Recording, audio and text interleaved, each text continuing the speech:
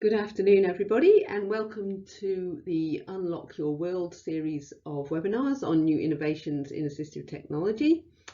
Today, this first session is on deaf-blind solutions, and presenting we have Angela Wills from Census, Erica Webb from Blind Citizens West Australia and Deaf-Blind West Australians, and also our very own Trevor Boyd and Rob Drummond from Quantum.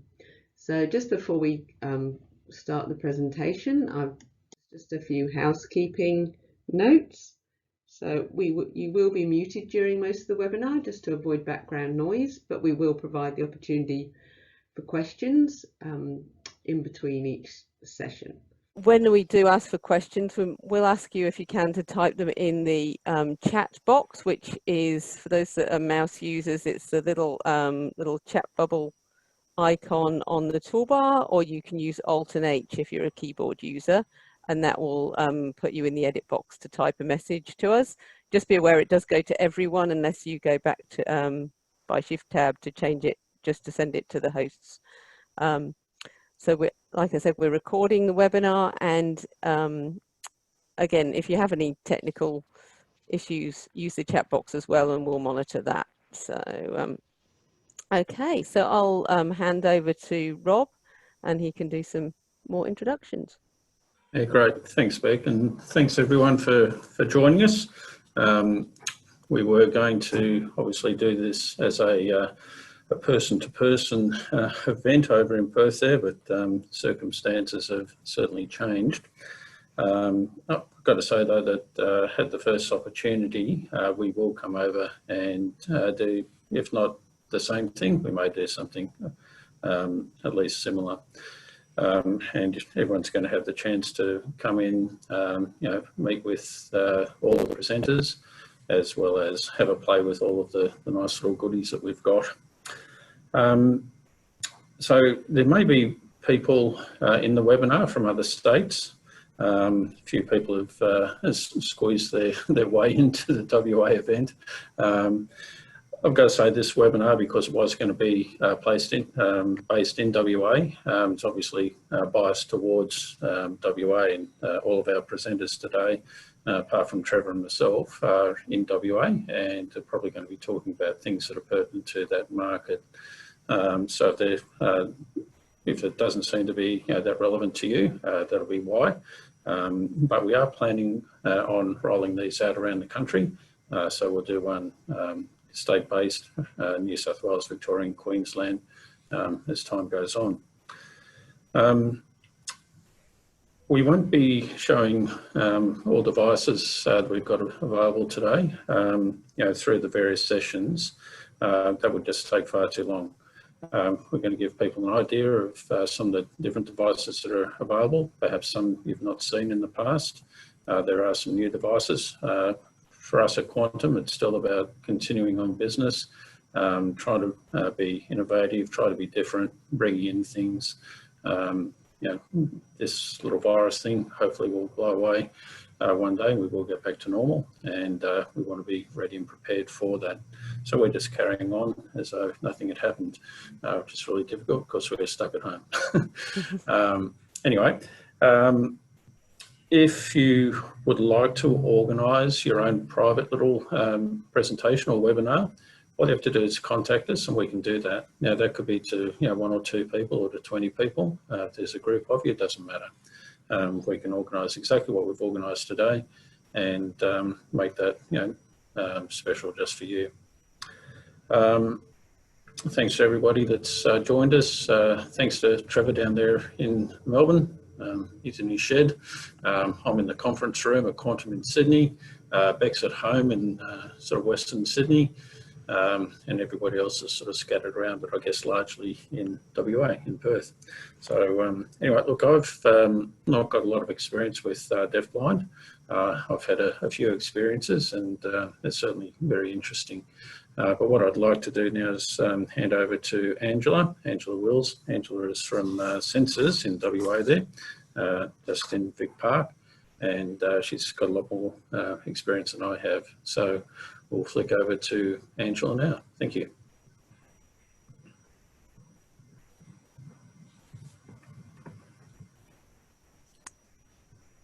Hello, I'm just looking at getting my PowerPoint up. Mm-hmm. It's not displaying for some reason like it was earlier. Oh, there we go, got it. Okay. So good afternoon, everybody. It's been an interesting time recently, so this is the first time I've done something like this, so you'll have to bear with me. So the presentation today is about deafblind solutions. I thought I'd give just a brief history of Senses Australia.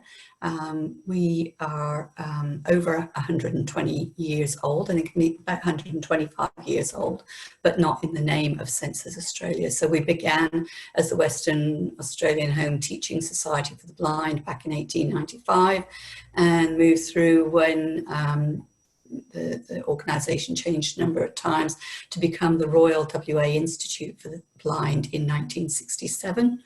And in 2001, we amalgamated with the WA DeafBlind Association to become Senses Australia. So since 2004, so 2001 we were Senses Foundation. Since 2004, we were rebranded as Senses Australia. And we provide, we provide a number of services now. Senses Australia has evolved. We provide services for all disabilities, whereas at one time it was primarily deafblind people. So the presentation today is focused on deafblind people and their needs.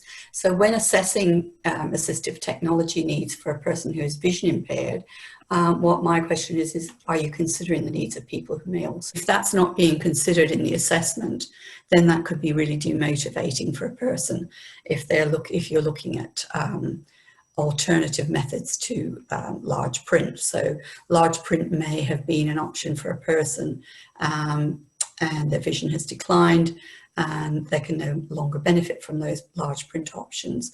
So if you're looking at text-to-speech options such as talking books, mobile phones, screen reading software, you really need to make sure that the person is going to be able to hear that information, because otherwise they will lose interest.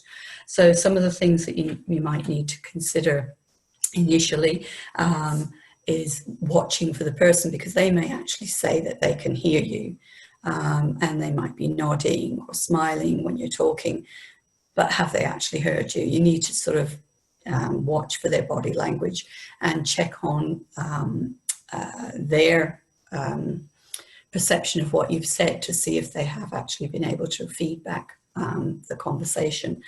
If it looks like the person has a hearing loss, then starting to look at the quick questions around their level of hearing loss and checking which side is better to speak to them on. They might be better on the left side or the right side. And also if they've been to see an optometrist, if they've been to see an audiologist recently. So assessing their ability to hear speech clearly. They may have mild hearing loss, or they may have a more significant hearing loss. So checking their ability to hear is really important. And with their hearing, I've put just a image up on screen, which is a mock-up of an audiogram, and that sort of outlines the decibels on the left. It's a bit faint, and at the top the measurements in hertz, so the frequencies. So if you look at that chart, around the middle is where our speech is heard. So when a person's level of hearing loss is below 40, then they're not going to hear everything clearly. So some speech sounds might be audible, some might not. And if a person is wearing a hearing aid, you can't always assume that they are hearing everything. The hearing aid will amplify the sound, but not necessarily the clarity. So if we look at the chart that I've put up now, it gives an idea of the level of hearing loss, so the degree of hearing loss in decibels, which is the loudness of sound. So from mild hearing loss, a person may miss up to 50% discussion if they can't see. And of course, our clients, their vision is already impaired.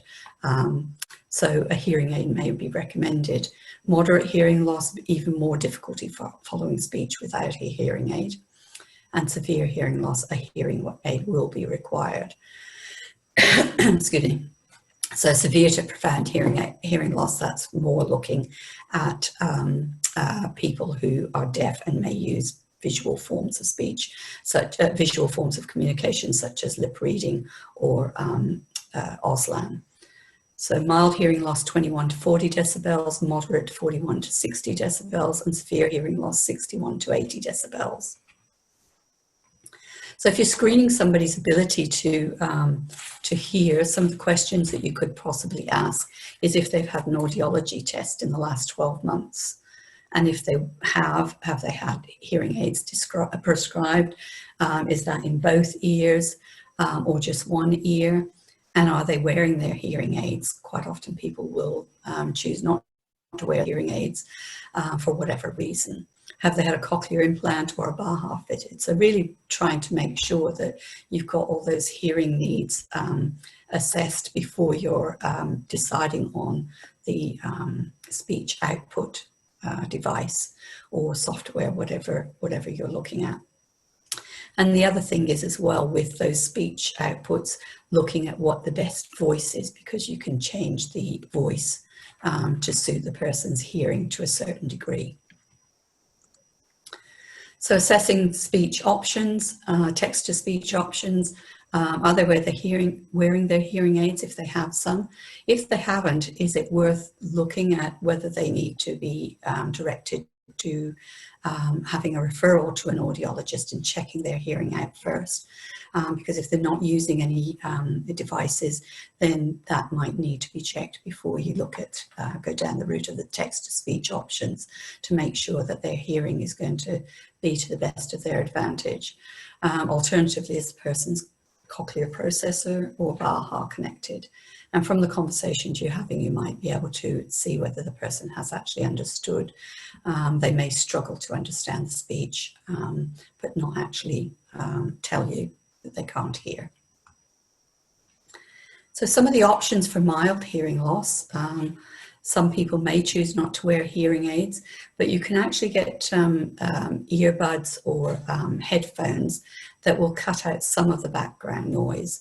So the Sennheiser, they provide headphones that can be connected to any audible device, so sort of audible equipment such as televisions,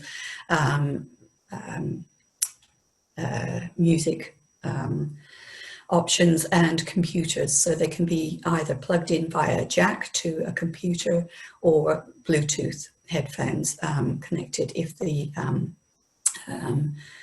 equipment is compatible. And so the Bluetooth connects or pairs directly to the equipment, and that's the advantage of not having wires, cables all around. So there's a number of options. Word of mouth technology is one organization that provides these pieces of equipment. When you're looking at the more moderate to severe hearing loss, then neck loops might be an option if the person is wearing a hearing aid.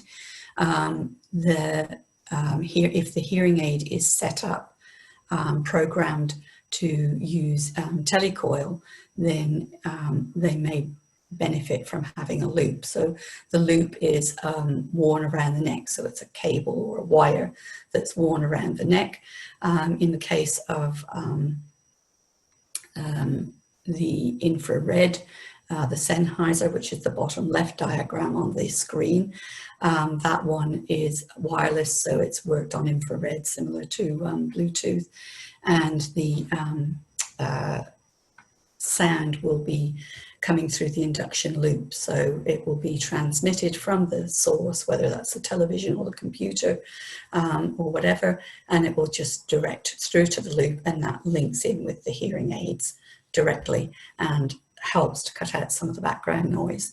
Alternatively, the image on the bottom right-hand side, the person has a loop around their neck, and that one would be plugged in via a jack, either to the computer to use the speech software or to other audio equipment.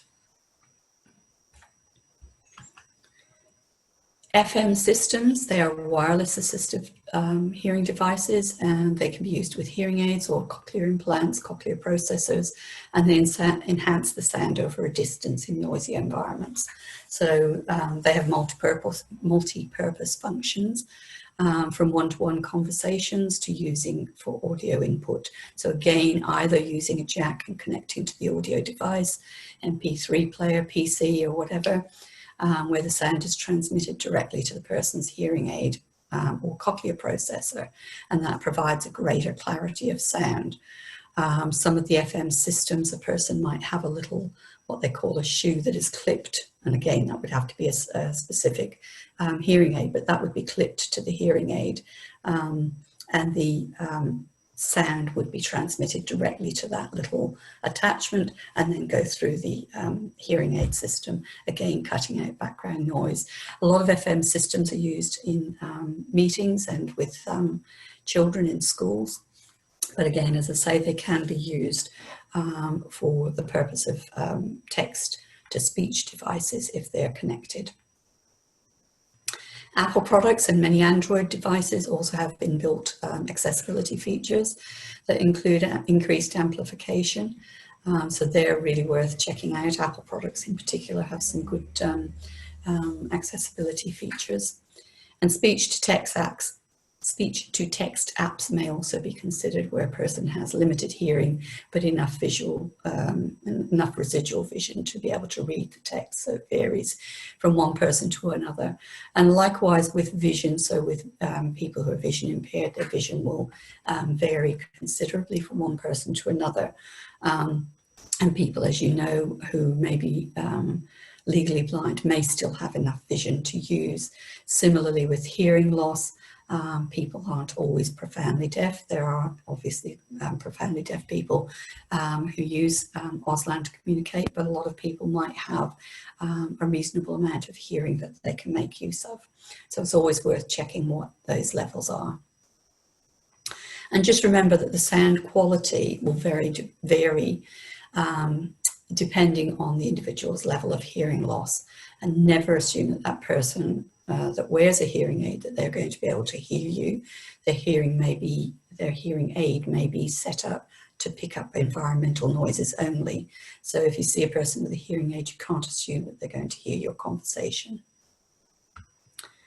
For Braille users, so for people who are profoundly deaf and use Auslan for communication, as their vision deteriorates, particularly with conditions such as retinitis pigmentosa, it's really worth checking out as their vision starts to deteriorate and getting in at an earlier stage, because if they're already profoundly deaf and using visual forms of communication, as their vision deteriorates, that's when difficulties can arise. So it's worth planning ahead with that person and looking at whether they want to start to learn Braille, which isn't always easy, and there can be a lot of stigma for people within the deaf community about learning Braille and the need for it, but it's certainly something worth considering. Braille users or people who are wanting to learn Braille, one of the options is a Braille note or a Braille device, Braille note taker, that can connect again via Bluetooth to a mobile phone, and that can offer another method of communication in addition to adapting to tactile communication for Auslan. So those are just a few suggestions in a brief, I think 20 minutes there. I hope that's been useful, and just let me know if you have any questions. Okay, thanks Angela. So that was great. So if anybody has any questions, they can put it in the chat box, or even or if you want to email us, we can compile a list for later. But yeah, has anyone got any questions for Angela?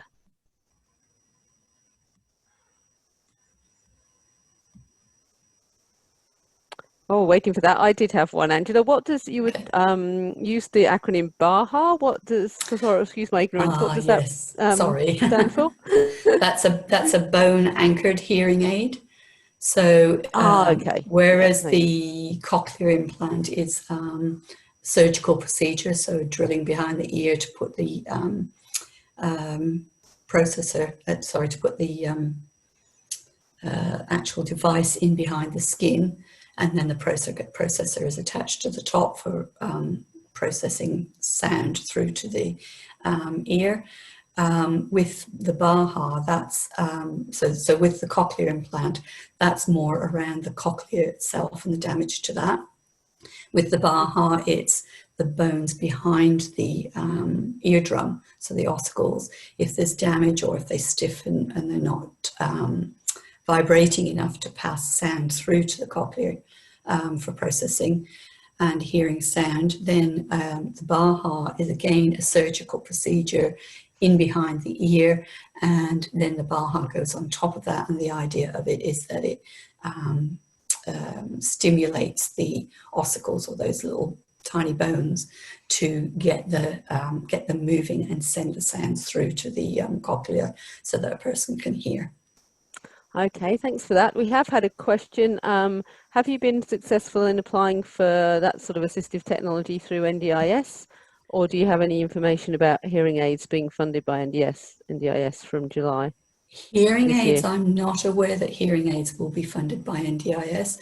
I did have a person last year, or was it last year, I think it was, who had cochlear implant, and I managed to get the mini mic through the NDIS for her. So that was a similar sort of system to the FM system, but specifically designed to work with the cochlear processor. And that was quite a benefit for that person, because going to church, she was finding that she just couldn't hear the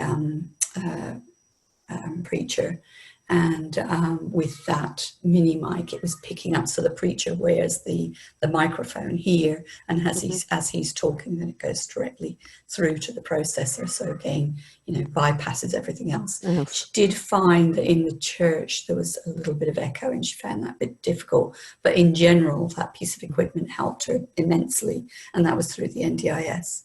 Okay. Yeah, we have had another question in relation to your point about some hearing aids may only be set to pick up environmental sounds. Why would someone choose to only hear environmental Okay, sounds? so some of our profoundly deaf people, they wouldn't, they would use sign language, and they wouldn't have speech or those methods to communicate. But when they're out and about in the environment, if they can hear a truck coming along the road, then it's a safety feature. So if they wear a hearing aid purely for environmental sounds, it's more than likely going to be for when they're out and about to, you know, sort of avoid traffic and that sort of thing, and loud noises that might sort of present a danger or anything like that. So that's mainly why. So we do have a number of deaf people who wear hearing aids for that purpose.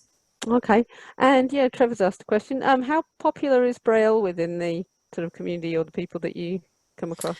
We've had a few people that a few deafblind people who use Braille, but they have more than likely been people who, although they have some hearing loss, they've tended to be oral as opposed to profoundly deaf and using Auslan to communicate, but that's something that we're trying to promote with some of our Auslan users, specifically a couple of clients whose vision is deteriorating, and although they can adapt to tactile communication, which is great, fascinating, because the visual becomes tactile, hand over hand, there is still the limitation of reading information. So if they've got Braille, they can then read, you know, via the Braille device connected to the computer, and still, you know, be linked in with internet and all those other social medias, etc. Lovely. Okay, thank you very much. I think that looks like that's all the questions for now. So thanks, Angela, for that. problem. Our next presenter is going to be Erica Webb, who's going to be talking about peer support options and the work with blind citizens WA and also deafblind Western Australia, I understand. So Erica, if you... Hello everyone, and a special welcome to all the people that I actually recognise that are here today. It's good to see you all. Okay, I'm Erica Webb and I work both for Blind Citizens WA and Deafblind West Australians. Blind Citizens WA and Deafblind West Australians have members who are deafblind, and I've been an active part of the blindness and deafblind communities since around 1995. Organisations like Census, Visibility, Able Australia, Vision Australia, Access Plus, WA Deaf, they are service providers, and Blind Citizens WA and Deafblind West Australians are actually peer-led organisations, which are member-based organisations, and we have members rather than clients. So that's the subtle difference between service providers versus peer-led organisations. Blind Citizens WA is a not-for-profit that's run by and for people who are blind or vision impaired in Western Australia. Blind Citizens WA is a peer-led, peer support organisation where our members share peer support and advocacy for a better future. Our mission is to ensure that West Australians who are blind or vision impaired and deafblind have full participation in the community. Blind Citizens WA is a state branch of Blind Citizens Australia, although Blind Citizens WA has been around a bit longer. We've been around since 1961, and I think Blind Citizens Australia was formed around 1975, so we've got a few years on them. Advocacy is one of the core pillars of Blind Citizens WA, and the definition of advocacy is the act of speaking on behalf of or in support of another person, a place, or a thing. I like to think of advocacy as being supporting alongside the person. Some of the things that we've provided advocacy on over the many years have been audible tactile traffic signals, that's the beeper pedestrian lights, tactile paving at train stations, at the top and bottom of stairs and at ramps and other locations where people need to know that there's a potential hazard. Accessibility features in public transport like audible announcements, colour contrast like the yellow poles on buses and trains, tactile paving at train stations, various redevelopments and new train stations and bus stations as they're being developed. We've had input with the developers and the designers to make sure that accessibility features are included as part of the design. We've also advocated on Braille and raised tactile signs like on public toilet doors, lift buttons, signage in universities and hospitals, and other wayfinding signage. Audio description for live theatre and festivals so that the visual is being converted into words so that people who are blind or vision impaired or deafblind can understand what's actually happening. We do a lot of work on the accessibility of websites. We also advocate on guide dog access issues such as taxi driver refusals, access to restaurants and cafes, issues with booking guide dogs on airlines. We respond to various local and state government access and inclusion plans and provide input from the blindness and deafblind communities. We've been actively involved with secret and verifiable phone and internet voting for state elections, and access to relevant information about the National Disability Insurance Scheme and My Aged Care. To do this advocacy, we work in collaboration. We have good working relationships with government departments like Perth, the Road Safety Commission, Main Roads WA, the WA Electoral Commission, just to name a few. We have input into the accessibility features of major infrastructure projects like Perth Optus Stadium, Perth Airport, Wellington Street Bus Station. We also work and have been original supporters of Dada, a Fremantle-based arts organisation, which provides audio description and Auslan interpreters for live theatre events and festivals. In other states, this might be provided by Vision Australia or Access to Arts. Another key component of Blind Citizens WA and DeafBlind West Australians is peer support. Peer support occurs when people provide knowledge, experience, emotional, social and practical help to each other. How we do this in Blind Citizens WA is through general meetings of our members with guest speakers, panel discussions, workshops and peer support meetings. Our members get around a table and they share tips and tricks on how to do things as people who are blind or vision impaired or deafblind.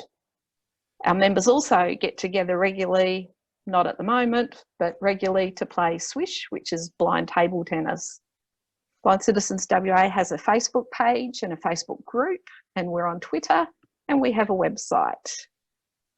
We do regular events, not at the moment, such as quiz nights, sausage sizzle fundraisers, Christmas party, a state forum of workshops, an annual general meeting, as well as hosting Blind Citizens Australia national conventions.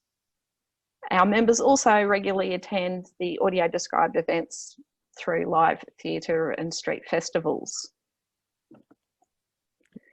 We've completed some projects in the past and we've currently starting a project this year.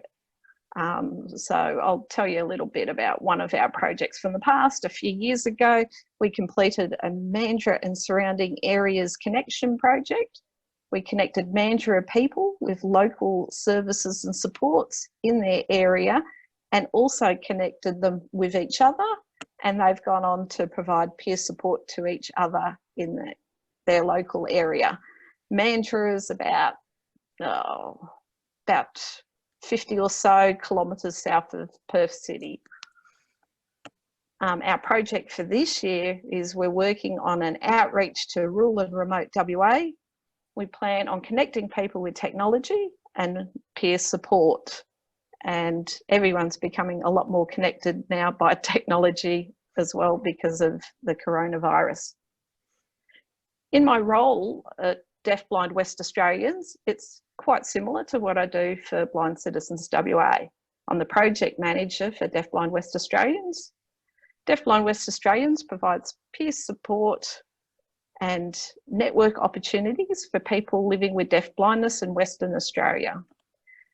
DeafBlind West Australians represents people who are deafblind living in WA. The group is currently run by members and working towards becoming autonomous.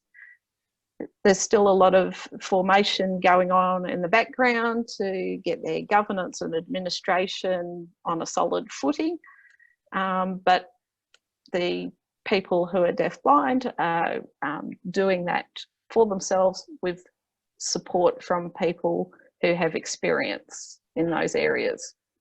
We support people who are deafblind to live fulfilling lives. We organise social events so our members can network with each other as peers.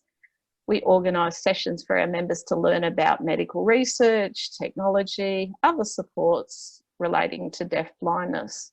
We advocate for change and better support for our members and raise awareness of deafblindness in the community. Technology. People who are blind or vision impaired or deafblind use technology, and sometimes they use this in place of barriers that are created, or just like other people use technology.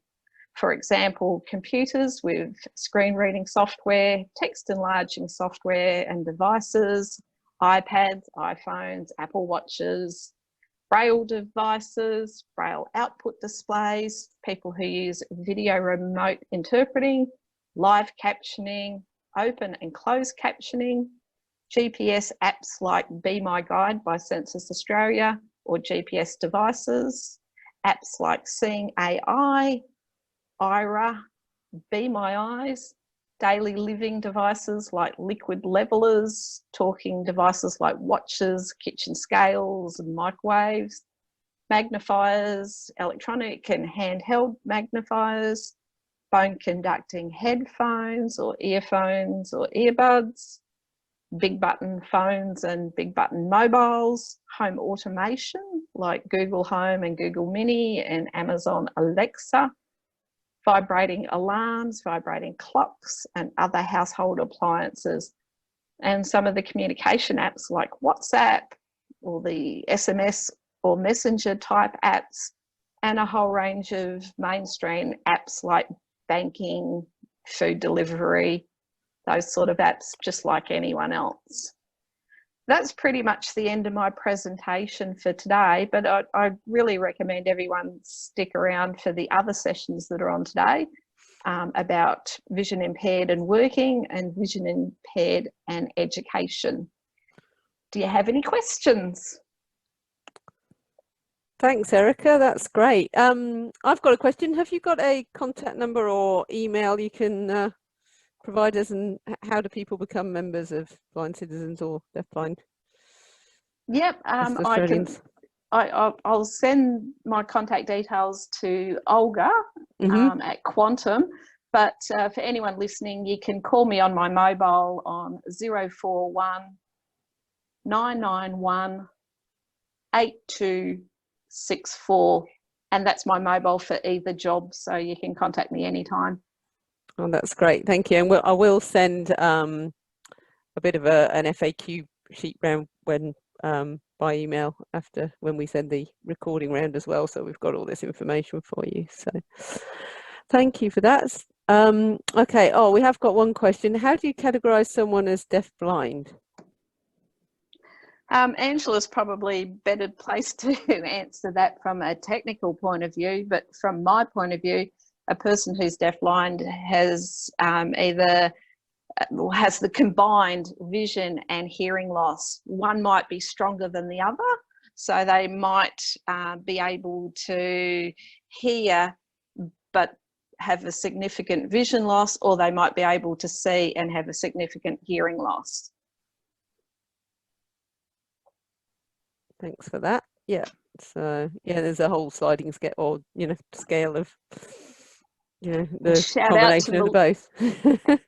And a shout out to Melissa. Thank you. Okay. Any other questions? So it's Alt-H to get into the chat box if you need to use the keyboard. I think Angela was just trying to say something. Were you, Angela? Oh, sorry, Angela. Just gotta unmute yourself. Yeah, I might just need to do that for you. Just yes, a moment. that's it. Okay, sorry. Yeah, I was just going to add to Erica's answer around definition of deafblindness. It's very much around the functional impact on the person. So as Erica said, they might have a bit of vision, they might have a bit of hearing. One sense might be a little bit stronger than the other, or people may have, total deafblindness. But the definition is more around how it impacts on their daily life. So if it's impacting on communication, on their ability to get out and about, mobility, and accessing information, their daily life around daily living skills. So if the combined vision and hearing loss is impacting on all of those areas of life, then we would deem somebody as being deafblind. There's no sort of formal legal definition as there is with legally blind, and then obviously with somebody who has hearing loss, they would have an audiology assessment, but there's nothing that sort of recognises both together currently in Australia. Some other countries do have that more formal assessment. Okay, thanks very much for that, Angela. Any other questions? I can't see anything else there, so I will now hand over to Rob Drummond again, who's going to start off with the quantum and the technology that might be suitable to help people who've got who are deafblind. Yeah, thanks, Beck, and thanks to Erica and Angela for some more in-depth information. Certainly a little bit more complicated than I've experienced. But look, I don't have anything directly. I'm going to hand over to Trevor, who's had a lot more experience than I have with a few deafblind people. Trevor is very well versed in Braille, and yeah, chuckle away, sunshine, you are. Yeah, Trev's certainly been able to help a few people over the years who are you know, profoundly deafblind. So I'll hand over to Trevor. Thank you. Sure. We've had a little bit to do with deafblind over the years. We used to work a lot with Claire Tellefson in the Link Centre in Melbourne. And she used to get a lot, they tended to be people who were into the technology because that's the sort of centre it was. It was interesting because we had a lot of interest when iPhones first came out and they had voiceover working, and they discovered pretty quickly that you could link it to the Focus Braille displays, and that meant that they could be mobile, could be SMSing to friends and family, and also it was interesting because they could just link with people, anyone with a phone, and have a conversation with them. So that was really good. They were actually a pretty good group because if we got new equipment in, they were a brilliant test group because you just send a couple of units in, and Claire was very good in organising, and she would let them have a go at a few things and see what they thought. But in that area, technology was we'll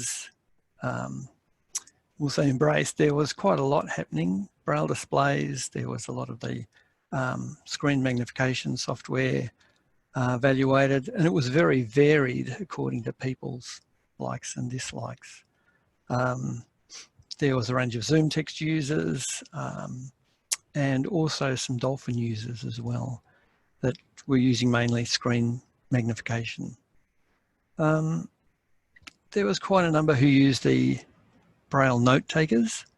They were fairly popular. I'm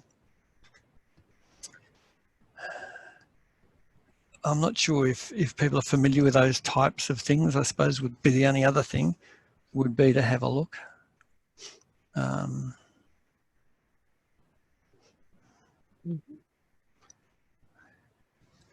If people, these sorts of Braille note takers were the ones that were interesting. They're not very large, they're only a bit larger than the iPhone itself. Bluetooth, they were very popular amongst the travelling community, and there are a few people who are working who really enjoyed these things because it allowed them to keep in touch pretty easily. They'd Bluetooth to the phone. You can navigate the phone with the buttons at the front here. These are navigation buttons, so you could move around the phone, select different options, read it in Braille, and with the Braille keyboard they could enter text as well. And that was just fairly easy. It started off really as SMSing, and I think a few of them grew into either the Braille note takers themselves or quite often laptops and PCs. Some of the other ones is the Focus 40, which is about the same width as a laptop. I've got a laptop here with 15-inch screen, full-size keyboard, and that's about the same size. So it's simply very, very similar in function, 40-character display. These are all have batteries, run for at least probably 16, 18 hours. You can also, they have a memory in them, so they can be used as a note taker themselves. Function obviously with JAWS, Braille displays on a PC, but work very well with Apple iPhones and iPads. Probably only in equipment, the newest one we've had at the moment is this thing, which is an Braille, and it's a Windows PC in a box. And basically what happens is this focus Braille display clips in here, and that becomes a display for that. So that's a fairly new device. We don't actually have too many of these in the country at the moment, but that allows using JAWS, like a fully functioning laptop, using Windows 10 JAWS and the Braille display.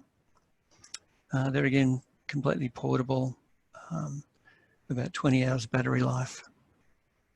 So I know some of them were using also some of the more complex Braille displays, and also a number of the humanware range as well. Claire's resigned or retired, I think probably about 18 months ago now, a year ago. And so I'm not sure really what's happening in that area now, and I'd love any feedback if people know what's happening in the area of technology, because it was very popular in its time. And I think there's if anything, more to offer these days. But one of the issues is just getting to know about it. And one of the other issues was actually NDIS not funding the iPhone, which was an interesting exercise. They would happily fund the Braille display, but not the iPhone itself. So I'd be really interested if anybody's had any experience in that area too. Is there any questions on that? So we have had a question, I think Rob's answered, about with the 16 to 20 hours, is that in constant use or in standby? And I think it's in use, isn't it? Yeah, it's in use. The way the Braille display works, these are very good. With the Bluetooth is low power, so they're fairly good. The Braille itself, the battery that powers the computer side is I think that was nearly 20. And the Focus Braille display has its own battery and can draw on, with a USB connection, can draw on the Braille if it needs to. Mm-hmm. And does anybody else have any feedback for Trevor about what they might be using technology wise in this space? Is it the Braille displays? Is it note takers? I can unmute people if you want to have a bit of a chat. Let's try. So people can talk if you like at the moment. Okay, some people are using the Braille Sense.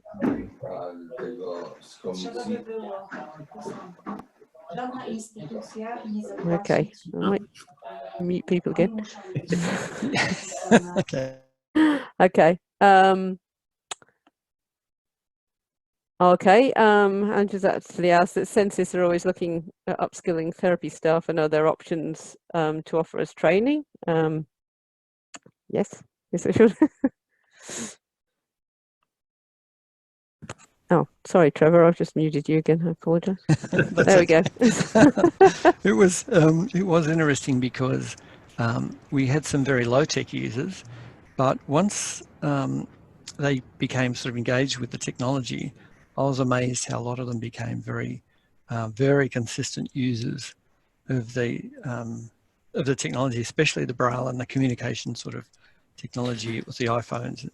It was really an engaging process. And I was surprised how quick people were on the phone if there was an issue. So I just found that really interesting as a piece of technology and as observation. Mm-hmm. So, and yeah, we can arrange like training via individual sessions via Zoom or small group sessions if let's look at that, upskilling other staff. So. We also loan equipment out, so if somebody is interested in trying out this sort of gear, just give us a call and we'll just see what we can arrange. Yeah. Okay. And yeah, we can get in contact with you about any cost. It's generally an hourly sort of rate, but yeah, we can work that out. Okay, so said, okay, now with school being done at home, might need training. Yes, when the equipment comes home. But yeah, again, for any of Quantum's equipment, we can definitely look at that. We've had, I don't know if some of them are using JAWS.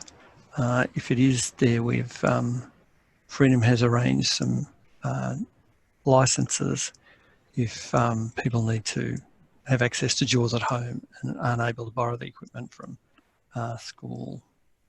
So you need to just contact us to arrange that. Oh, here's one for you, Joe. What is good to learn Braille with? I guess you mean as the user. Well, to learn Braille. Yeah. Time. Sorry, Rob. Time. Look, there are some online courses. It depends a lot on your access to that sort of technology, or your access to the online courses. A lot of the Vision Australia and others run Braille courses. It depends a little bit whether you want contracted Braille or grade 1. A lot of the people at the Link Centre simply started off with grade 1 Braille. The focus Braille displays can be switched to grade 1 and work quite effectively. Grade 2 is a bit more complex and takes a lot more time and effort. But I've known some very effective Braille users who basically just learned uncontracted and went from there. And I guess, is that a question in relation to the technology that you might use to learn it with? I'm not sure. Yeah, that's the person that's asking. That's many and varied. We had in Tas, we had a training scheme pumped out on iPads and a Braille display. Okay. Yeah. And don't forget our Mountbatten. Mountbatten, yes. Yep, I can. We just got the audio feedback as well as the tactile. Yeah. Yep. Yeah, so more talking about using what technology if people are practicing Braille, I guess. So yeah. It's fascinating that Mountbatten is making a bit of a comeback with a new model called the Whisperer. It's much quieter. This is now taken over also with, previously the funding was basically available at once students started school, whereas now NDIS fund them, early intervention, other schemes very early.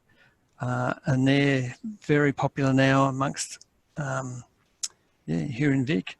And they just, I'm not sure whether you can hear it, but as you Braille, so it just simply says the letter as it's brailled out on the paper. A lot of schools have these now. Certainly in Victoria, a statewide Vision Resource Centre purchased, and they're loaned out to fairly young students in schools.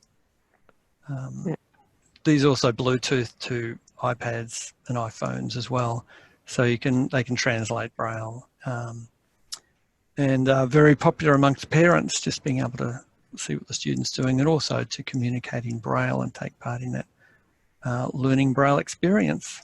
And I think we did have one funded here that was actually for someone that was deaf-blind. They didn't want a portable device, so it was actually communicating with the Mountbatten and an iPad for the sighted family members. So, because they're all I can't remember what the old device was called that they used to have for manually doing Braille and but that communicated. But yeah. Okay. Thanks, Trevor. And any other questions?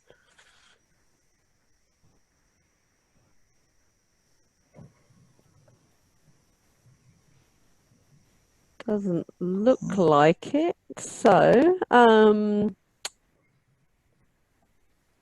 thanks to all our. Did you have anything else you wanted to mention, Trevor? Or No, that's about it.